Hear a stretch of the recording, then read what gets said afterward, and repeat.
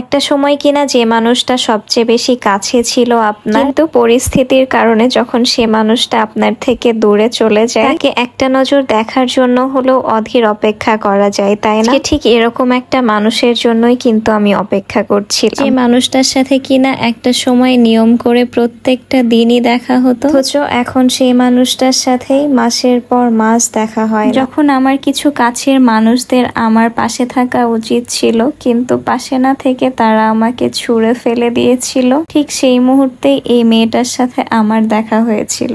আমি কখনোই ভাবতে পারিনি যে রক্তের সম্পর্ক না হওয়া সত্ত্বেও এই মেয়েটার প্রতি আমার রক্তের সম্পর্কর মতোই টান হয়ে যাবে। আর আমি বরাবরই সেই মানুষগুলোর প্রতি কৃতজ্ঞ থাকি, যে মানুষগুলো কিনা আমার দুঃসময়ে আমার পাশে ছিল। আর এই মেয়েটা প্রায় একটা বছর ছায়ার মতো করে আমার পাশে ছিল, অথচ পরিস্থিতির কারণে সেই মেয়েটা আজকে আমার থেকে কত দূরে। এর মনেই প্রশ্ন অনেকেই জানতে চাই, এই মেয়েটা আসলে আমার কি হয়, আমি কেনই বা তাকে এতটা ভালোবাসি। তাদের উদ্দেশ্যে বলি, এই মেয়েটা কিন্তু আমার ছোট বোন। তো আবার এটাও জিজ্ঞেস করে যে এটা আপনার আপন বোন নাকি? আমার নিজের বোনরা আমার কাছে যেমন, সেও ঠিক আমার কাছে তেমন। কথায় আমি রিয়াকে যতটা ভালোবাসি ছোট বোনের মতো, রিয়াও কিন্তু ঠিক ততটাই ভালোবাসে আমাকে বড় বোন হিসেবে। আর আমাদের প্রায় 3-4 মাস দেখা হয় না, আজকে মনে হয় 3-4 মাস পর আমরা দেখা করলাম, যেহেতু আমিও অসুস্থ আর রিয়াও অসুস্থ। আর রিয়ার তো পরপর কয়েকবার চোখের অপারেশন হয়েছে,